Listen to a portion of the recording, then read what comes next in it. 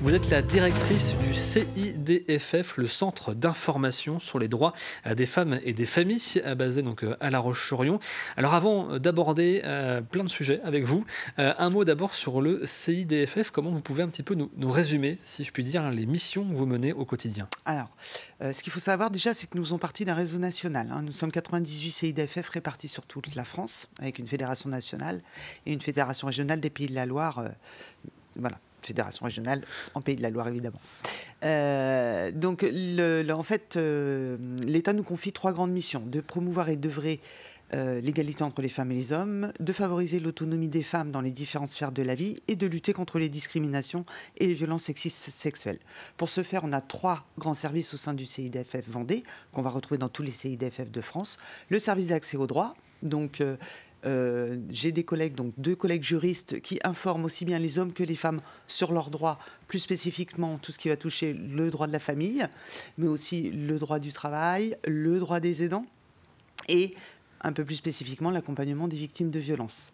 Après, on a un deuxième grand service qui est le service d'accompagnement vers l'emploi, là, qui est resté réservé aux femmes.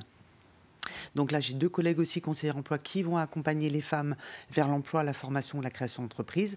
Et le troisième grand service, ça va être tout ce qui est intervention que l'on fait en termes de prévention, de lutte contre les violences essentiellement, tant auprès des scolaires, donc on intervient auprès des CP jusqu'à l'université, mais aussi auprès de professionnels, travailleurs sociaux, acteurs de l'entreprise et autres, voilà, avec en général cette demande qui est de tout ce qui est prévention des comportements sexistes, prévention des violences sexistes et sexuelles. Et d'ailleurs, vous avez aussi des permanences sur l'ensemble du territoire du département pour aller justement au plus près de l'ensemble des habitants. Ça fait partie des missions qui nous sont confiées par l'État. C'est de se rapprocher au plus près des habitants du territoire. Et on sait qu'en milieu rural, souvent, il est plus difficile d'accéder à ces droits. Des fois, il peut y avoir des problèmes de mobilité ou de la peur de se déplacer tout simplement. Donc, en effet, nous avons en tout 19 permanences réparties sur tout le territoire vendéen. Et on le voit, quand on ouvre une permanence sur un territoire, on accueille de nouvelles personnes qui ne seraient pas forcément venues nous voir sur La Roche-sur-Yon, notre siège social. Donc, il est important de se rapprocher au plus près des Vendéens et des Vendéennes. Et force de constater que ça répond à un réel besoin. Parce que si c'est un manque de connaissances de la part des personnes qui viennent vous voir justement sur cette question de l'accès aux droits, quelles questions elles viennent vous poser justement quand elles vont à plusieurs thématiques. On peut venir nous voir pour tout ce qui est union, je veux me marier, je veux me paxer, c'est quoi la différence entre les deux, ces choses-là? Force de constater qu'il s'agit plutôt des questions liées à des séparations, en ce qui concerne le droit de la famille. Donc on vient nous voir en effet pour, on est marié, pas marié, des enfants, pas d'enfants, des biens en commun, pas en bien. Voilà, comment peut se passer notre séparation et... donc après, tout ce qui est autorité parentale, tout ce qui est filiation.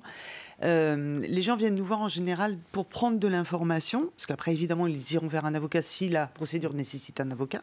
Mais des fois, pour certaines démarches, c'est important pour les personnes de venir nous voir sans s'engager pour autant dans une procédure. Donc, ils viennent prendre l'information gratuitement, je tiens à le préciser, de manière gratuite auprès de mes collègues juristes. Et comme ça, ils ont toutes les informations et ils ont une meilleure connaissance de leurs droits. Donc, pour pouvoir faire des choix de procédure après, c'est beaucoup plus simple pour eux et pour elles. Il y a malheureusement un sujet sur lequel vous travaillez et qui est important, c'est la question des violences. Malheureusement, le territoire de la Vendée n'est pas épargné.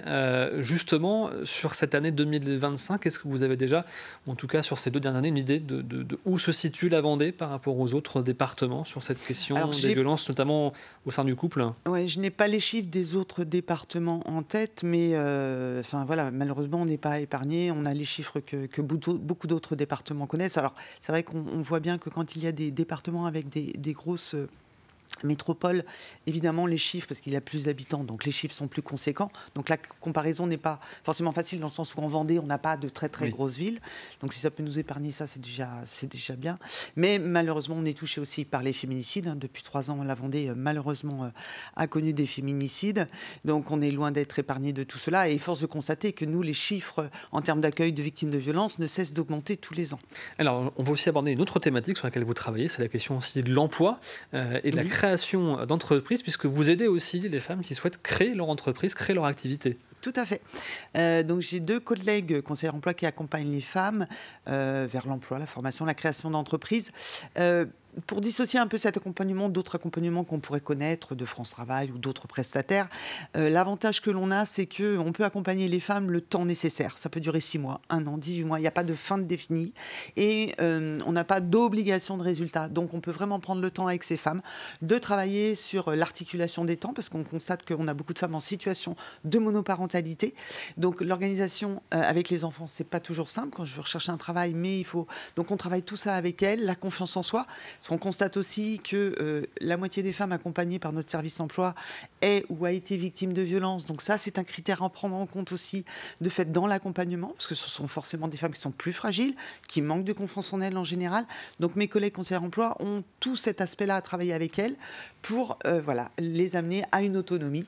Comme je disais au départ, ça fait partie de nos missions, une autonomie sociale, professionnelle, économique, et qu'elles puissent vivre pleinement leur rôle de femme, de mère, mais aussi surtout de femme. Se sentir aussi légitime pour créer une entreprise. On avait évoqué cette question oui. avec le réseau des femmes chez l'entreprise de Vendée l'an dernier, qui effectivement nous avait dit que parfois on se sent un peu moins légitime. Carrément. Et donc il faut effectivement... Ce sont les freins que rencontrent les femmes soit sur des postes à responsabilité, en effet sur la création d'entreprise. Elles manquent de confiance en elles et malheureusement dans les inconscients, le chef d'entreprise est un homme. Et donc beaucoup de femmes ne se sentent pas légitimes, comme vous le dites très bien, à devenir elles-mêmes chef d'entreprise. Donc ça aussi, on le travaille avec elles, évidemment. Dernière question, Fabienne Linard. Justement, si on souhaite prendre contact avec vous ou venir à l'une des permanences qui est tenue sur l'ensemble du territoire, comment fait-on tout simplement pour retrouver les informations essentielles pour entrer en contact avec le CIDFF? Alors, il suffit de nous contacter par téléphone au 02 51 08 84 84. On peut aussi nous envoyer un mail sur notre boîte mail accueil@cidff85.fr, excusez-moi. Et puis aussi sur notre site internet vendée.info.cidff.fr. Nous sommes aussi sur les réseaux sociaux, Facebook, Instagram. Donc quel que soit le moyen avec lequel on souhaite prendre contact avec nous, bien évidemment, nous recontactons les personnes et leur proposons forcément un rendez-vous, si c'est dans le cadre de juridique, au plus proche de chez eux ou de chez elles. Et puis sinon, si c'est sur La Roche-sur-Yon, il y a ça au siège social, il n'y a aucun souci non plus. Très rapidement, est-ce que vous avez un événement prochain à venir sur le territoire ? Non, pas d'événement prochain à venir. Après, la grande date à venir, c'est le 25 novembre, qui est donc la journée internationale de lutte contre les violences faites aux femmes. Donc là, souvent, nous sommes sollicités pour animer des débats. Donc je vais pouvoir avoir le plaisir d'aller à Lilieux. Mais on est sollicité aussi dans d'autres communes, pour amener, souvent soit pour animer des conférences ou des débats. Mais c'est en train de se mettre en place, mais pas je vais y arriver, d'événements très spécifiques.